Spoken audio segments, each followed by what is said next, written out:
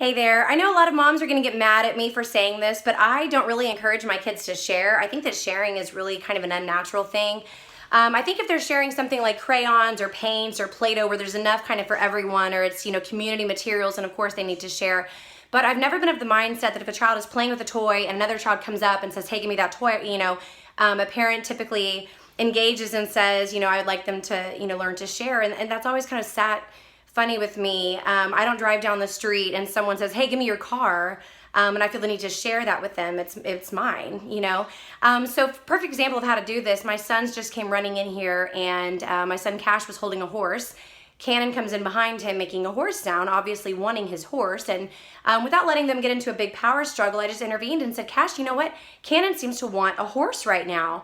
Might there be another one that he could play with? Do you know where one is?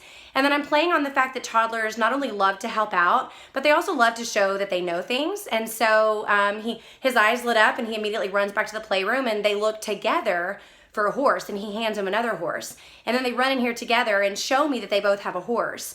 And so I modeled for them, not only problem solving, but really working together, not necessarily sharing, but working together to find things that they can both play with and play together without taking a toy from the other, which always, ends badly. Someone's going to throw a tantrum and the other person feels like they win because they bullied their way into it. So just think through sharing and think, what is the long-term message that we're teaching our children?